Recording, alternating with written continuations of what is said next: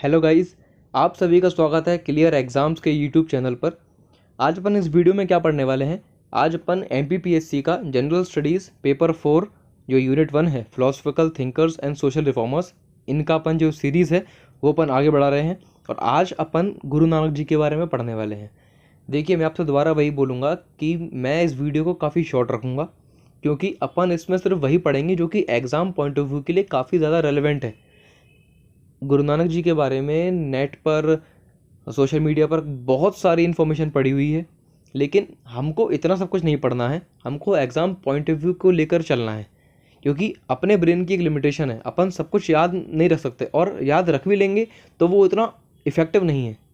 आप कितना लिख पाओगे एग्ज़ाम में? आपको जब मुश्किल से मुश्किल 5 मिनट मिलेंगे एक आंसर को लिखने के लिए।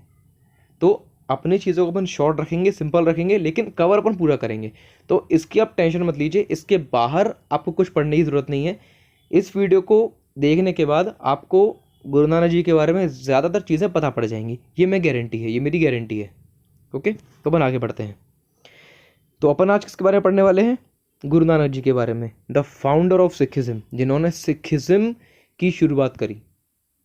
गुरु नानक जी, इतना महान व्यक्तित्व था इनका कि बस पूछो मत। जो भी इनको देखता था, देखते ही इनके चरणों में गिर जाता था। इनके चेहरे पर इतना तेज था कि हर कोई इनसे मोहित हो जाता था। आगे पढ़ते हैं अपन इनके बारे में, the founder of Sikhism, Guru Nanak ji महाराज के बारे में।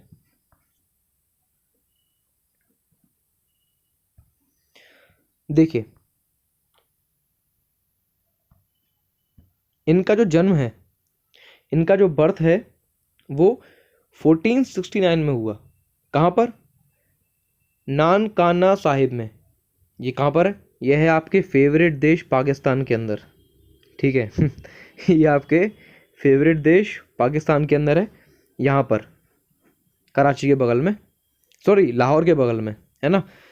नानकाना साहिब के अंदर इनका जन्म हुआ 1469 में। ठीक है। He was the founder of Sikh religion. उन्होंने सिख रिलीजन को फाउंड किया, जो कि सिखिज्म भी बोलते हैं अपन इसको। देखो, ये इनका कोई एज सच प्लान नहीं था कि मैं एक रिलीजन को स्थापित करने वाला हूँ। इनकी टीचिंग्स इतनी ज़्यादा आगे तक गई कि ये अपने आप में एक रिलीजन का फॉर्म ले गया। समझ रहे हो आप? तो इन्होंने ये सिखिज्म का फाउंड किया। इनकी टीचिंग से ही सिखिज्म फाउंड होता है, इसलिए इनको सिखिज्म का फाउंडर कहा गया है। Okay. He enlightened at the age of 27 and he has a very melodious voice. देखो, जब ये छोटे थे ना, तो स्टोरी ये है कि ये हमेशा क्वेश्चन किया करते थे। ये बहुत ज़्यादा क्वेश्चन किया करते थे। जब भी अपने ये घर वालों को देखते थे, अपने फादर को देखते थे, तो सबसे काफ़ी ज़्यादा क्वेश्चन किया करते थे कि ये कैसे हो रहा है, आप ये क्यों कर रहे हो, इससे क्या होता है, उससे क्या होता है। तो इनकी काफ़ी सारी बातें सुनकर इनके पिता को ये लगता है कि ये तो भैया बिल्कुल संत जैसी बातें कर रहे हैं, तो आगे जाकर कहीं ये संत ही ना हो जाए।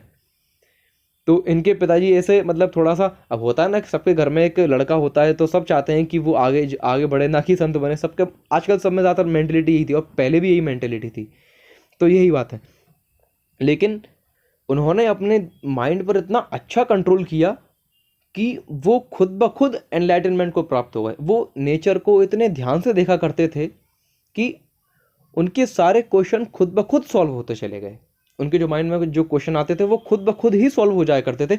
इतने ज़्यादा ज्ञानी वो हो चुके थे। एक बचपन में उनकी एक स्टोरी भी है कि उनके पिताजी ने उनको काम पर भेजा, जिससे वो ये सारी बातों को छोड़ सके, है ना। तो उनके पिताजी ने उनको काम पर भेज दिया। अब वो तो भैया वहाँ पे बैठ गए। उन्होंने देखा कि अरे ये तो बैल बंधे हुए हैं, तो उन्होंने दोनों बैलों को खोल दिया, और वो जो 2 बैल थे वो आसपास के खेतों में उन्होंने पूरा खेत उजाड़ दिया। अब भाई साहब, उनके जो फादर थे, उनके पास लोग पहुँचे कि अरे आपके बेटे ने क्या कर दिया, हमारे सारे खेत उजाड़ दिए। जब उनके फादर उस फील्ड में देखने के लिए गए, तो सारे खेत वैसे के वैसे थे, वहाँ कुछ भी नहीं बिगड़ा था। तो ऐसे महान थे गुरु नानक। अब ये स्टोरीज हैं, ये कुछ कहानियाँ उनके बारे में जो कि काफ़ी ज़्यादा फेमस हुई। ही has a very melodious voice. इनकी वॉइस के तो क्या कहना है, इनकी आवाज़ इतनी मीठी थी कि लोग बताते हैं कि इन जब ये भजन गाया करते थे, ये भजन खुद ही कंपोज करते थे, ये भजन खुद ही कंपोज करते थे, और इतनी सुरीली आवाज़ थी इनकी और इतने प्यार से गाते थे कि लोग कहते हैं कि सब मोहित हो जाते थे। और बहुत बार तो जानवर भी इनके आसपास आकर के बैठ जाया करते थे और इनको देखने लगते थे, इतनी सुरीली आवाज़ थी। He emerged tremendous knowledge in his mind and he was fully enlightened because of his questioning nature। मैंने वही बोला ना, ये इतने ज़्यादा एनलाइटमेंट हो गए थे, इनके सारे क्वेश्चंस ही ख़त्म हो गए थे क्वेश्चन पूछ पूछ करके। इन्होंने पहले सबसे क्वेश्चन पूछे, जब लोग उसका जवाब नहीं दे पाए तो उन्होंने उन क्वेश्चंस को खुद से ही सोचना शुरू किया और उनको जब आंसर मिले तो वो फाइनली एनलाइटेंड हो गए। ऐसे महान थे वो, ठीक है। जब उन्होंने टीचिंग स्टार्ट करी, जब उन्होंने टीचिंग देना स्टार्ट करी थी, उनका पहली लाइन पता है क्या थी? उन्होंने बोला था, there is no Hindu and no Musalman, there is only one thing which is humanity. अब देखो इतनी, ये देखो ये जो इन्होंने जब बात कही, ये 1469 के बाद कही। तब का माहौल आप जानते हैं, सोसाइटी में किस तरीके के लोग थे, हर तरीके के लोग रहते थे वहाँ पर।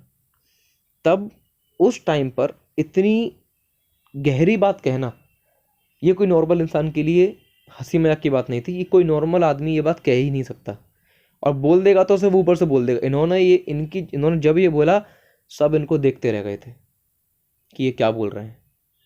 इतने महान थे गुरु नानक, और सब ने इनके सामने सरेंडर कर दिया, कोई इनसे बोल नहीं पाया। जब उन्होंने टीचिंग देना स्टार्ट किया था ना, तभी एक नया रिलीजन की स्थापना हो गई थी। ऐसा बताते हैं लोग कि जब इनकी टीचिंग्स इन्होंने देना स्टार्ट करा तो लोगों के मन पे वो ऐसा प्रभाव पड़ा उनकी बातों को सुनकर कि लोगों को लगा कि एक सिखिज्म की स्टार्ट होनी चाहिए, और लोग चाहते थे कि इस सिखिज्म को गुरु नानक खुद लीड करें। तो इस तरीके से सिखिज्म की स्टार्ट हुई। इनका कोई रियल मोटिव नहीं था कि नहीं मुझे तो एक सिखिज्म की स्थापना करनी है, नहीं, वो तो हमें सिर्फ टीचिंग फैलाया करते थे, लोगों को बताया करते थे, भजन गाया करते थे। लेकिन लोगों को इतना प्रभाव में आकर देकर उनको लगा कि नहीं, मुझे अब कुछ सिखिज्म को अच्छे से स्थापित करना चाहिए, और लोगों का भी उनको पूरा सपोर्ट मिला। अब एक इतनी अविश्वसनीय वाली बात है कि Guru Nanak travelled 28,000 kilometre by foot. ये लाइन आप ध्यान से पढ़ लो, 28,000 किलोमीटर बाय फुट लिखा हुआ है। इन्होंने पैदल 28,000 किलोमीटर ये चले हैं अकेले, पैदल, वो भी। आजकल के लोग तो इतने आलसी हैं कि बगल की दुकान पे जाना हो तो उसमें भी कि नहीं शाम को जाएंगे, अरे अब तो बाद में जाएंगे। इन्होंने 28,000 किलोमीटर बाय फुट चला। ये बहुत होता है, ये बहुत होता है। इन्होंने कहाँ पर ट्रैवल किया? इन्होंने एशिया में ट्रैवल किया, अरेबिया में ट्रैवल किया, और हर जगह इन्होंने टीचिंग्स फैलाई। देखिए, जो भी महान आदमी आए, उन्होंने अपने बारे में बहुत कम लिखा, अपने ज़िंदगी के बारे में बहुत कम लिखा। उनका ध्यान सिर्फ एक था कि हमें सोसाइटी में रिफॉर्म लाने हैं, हमें सोसाइटी को बदलना है। और वो ना कुछ देखते, ना अपना रहन सहन देखते, वो सिर्फ अपनी टीचिंग को स्प्रेड करने के लिए निकल जाते मीलों दूर। तो इतने महान थे गुरु नानक। आगे अपन चलते हैं। वो कहाँ पर गए? देखो, वो श्रीलंका में गए, जो कि यहाँ पर है श्रीलंका। मिडिल ईस्ट गए, ये पूरा मिडिल ईस्ट आ गया। तिब्बत में गए, जिस पर अभी चाइना ने कब्जा कर रखा है, ठीक है। कोरोना वायरस भी पता नहीं यहाँ से, वुहान से आया, पता नहीं क्या वायरस बना दिया इन लोगों ने। नेपाल में भी गए, और आखिर में आपके फेवरेट देश, ये पाकिस्तान भी गए। ये पाकिस्तान भी गए, आपके फेवरेट देश में, मजाक कर रहा हूँ। तो इन्होंने यहाँ पर इन्होंने अपनी पूरी टीचिंग्स फैलाई। इतने गजब तरीके से अपनी जो नॉलेज है इसको स्प्रेड करते थे कि कोई भी इनसे तर्क कर ही नहीं पाता था, सब सरेंडर कर देते थे। ये इनकी टीचिंग्स है जो कि बहुत इंपॉर्टेंट है। इनका टीचिंग्स क्या थी? पहला कि वंद चको। इसका मतलब क्या है? वंद चको मतलब कि शेयरिंग विथ अदर्स, आप दूसरों के साथ चीज़ों को शेयर करो और हेल्प करो उनकी जिनको ज़रूरत है। गुरुद्वारे में क्या होता है? लंगर चलते हैं, वहाँ पे लोगों की सेवा करते हैं, है ना। जो गरीब, जो नहीं खाना तक अफोर्ड कर सकते, जिनके पास घर नहीं है, उनको शेल्टर भी प्रोवाइड करते हैं, है कि नहीं। मैं ग्वालियर में रहता हूँ और ग्वालियर, यहाँ पे ग्वालियर फोर्ट है, वहाँ पर एक गुरुद्वारा भी है, वहाँ पर लंगर चलता है 24 घंटे। आप जब चाहो वहाँ पे खा सकते हो। इतनी सेवा का भाव तो भैया बहुत मुश्किल है किसी के अंदर आना, इतने महान थे गुरु नानक जी। सेकंड है किरत करो, मतलब जो भी कमाओ उसको ऑनेस्टी से कमाओ। ऐसा नहीं कि आप धोखेधड़ी से कुछ चीज़ कमा रहे हो, है ना। जो भी आप कमाओ उसको ऑनेस्टी से कमाओ और ज़िंदगी जियो विदाउट फ्रॉड। कोई भी फ्रॉड करे बिना आप अपनी ज़िंदगी को जियो, आप बहुत आगे जाओगे। देखो दोस्तों, आगे बढ़ने के लिए कोई शॉर्टकट नहीं होता, और शॉर्टकट मिल भी जाए तो मेरी मानना कि उसको छोड़ देना। किसी भी चीज़ को आपको पाना है तो कोई शॉर्टकट नहीं है, आपको मेहनत तो करनी ही पड़ेगी। तो वो साफ साफ ये बताना चाहते थे। ओके। और थर्ड उन्होंने बताया कि नाम जपना। नाम जपना, आप भगवान का नाम जपो, वो भी कैसे, मेडिटेशन करते हुए। तो लोग यहाँ पर भी आ गए, लोगों ने इन पर फिर से वार करना शुरू कर दिया कि अरे हम तो भगवान का नाम ले तो रहे हैं, लेकिन इसमें मेडिटेट करने की क्या ज़रूरत है। तो इन्होंने बोला कि मेडिटेशन करने से क्या होगा, क्या होगा, आपका जो लस्ट है, जो आप में जो कामुकता है, जो सेक्सुअल डिज़ायर्स हैं, वो कंट्रोल होंगे, है ना। आप भगवान का नाम लोगे तो आप ये 5 वीकनेसेस पर कंट्रोल पा सकते हो। पहली कौन सी वीकनेस है कि लस्ट, जो आप में जो कामुकता है वो कंट्रोल कर सकते हो।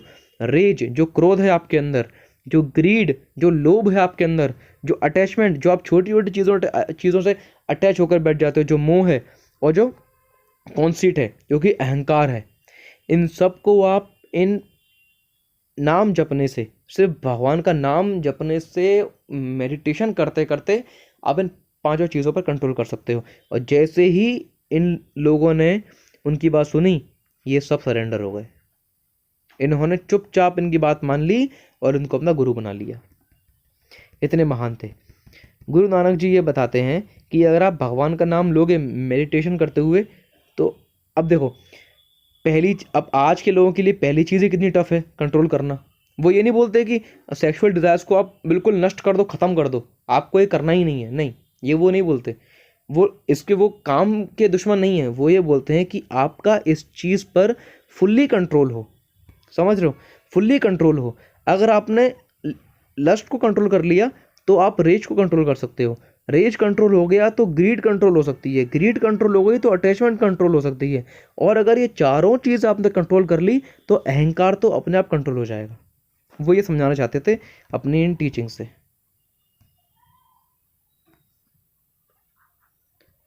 वो और क्या कहते हैं, वो ये भी कहते हैं he urges to lead a spiritual life by serving others with honesty. वो ये बोलते हैं कि दूसरे आदमी को सर्व करो ईमानदारी के साथ। ये कितनी गहरी बात है कि आपको सामने वाले को सर्व करना है, वो भी पूरी ईमानदारी के साथ।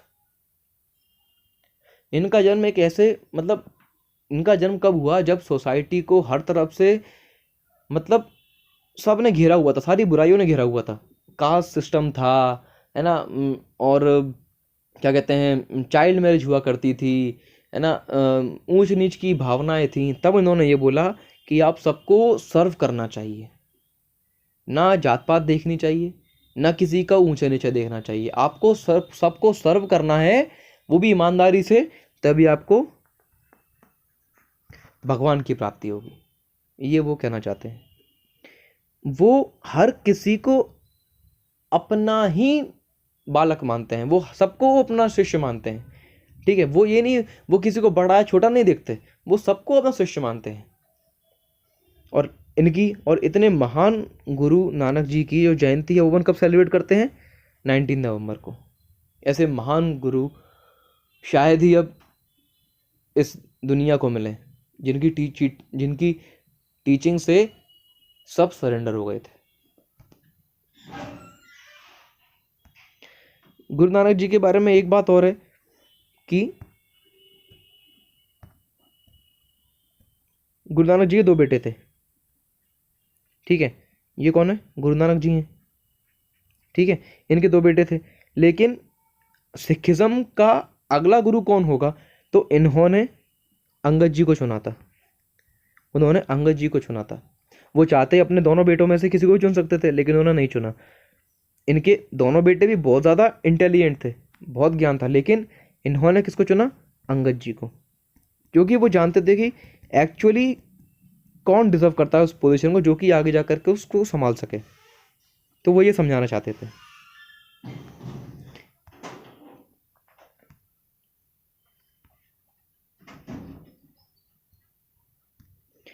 उम्मीद करता हूँ कि आपको ये लेक्चर पसंद आया होगा। अगर आपने इस लेक्चर को देख के कुछ सीखा है और आप इस वीडियो में आए हैं और आपका मैंने समय वेस्ट नहीं किया है, तो आप मेरा मनोबल बढ़ा सकते हैं। आप वीडियो को लाइक कर सकते हैं, शेयर कर सकते हैं और इस चैनल को सब्सक्राइब कर सकते हैं। मैंने इस वीडियो में हर चीज़ वो कवर करी है जो कि एग्ज़ाम पॉइंट ऑफ व्यू के लिए काफ़ी ज़्यादा रेलेवेंट है, और इससे आप काफ़ी अच्छा एग्ज़ाम में आंसर लिख सकते हैं। इसके आप इससे ज़्यादा पढ़ेंगे तो वो आप पढ़ सकते हैं, आपके नॉलेज के लिए अच्छा है, लेकिन वो फिर उतना रेलेवेंट नहीं है। ये गुरु नानक जी के बारे में अपन कितनी भी बात कर लें वो कमी है। आप इनको एक महीने में 1 महीना पढ़ते रहो इनको, तो भी आप इनको समझ नहीं पाओगे। लेकिन अभी फ़िलहाल अपन इनको ऐसा ना देखते हुए सिर्फ एग्ज़ाम पॉइंट ऑफ व्यू के लिए पढ़ें तो इतना सफिशेंट है। उम्मीद करता हूँ आपको वीडियो पसंद आई होगी। ऐसे ही पढ़ते रहें। इस वीडियो को लाइक करें, शेयर करें, चैनल को आप सब्सक्राइब कर सकते हैं। मेरा थोड़ा मोटिवेशन भी बढ़ जाएगा और मैं ऐसे ही आप लोगों के लिए और वीडियोस लाता रहूँगा। ऐसे ही पढ़ते रहिए। जय हिंद, जय भारत।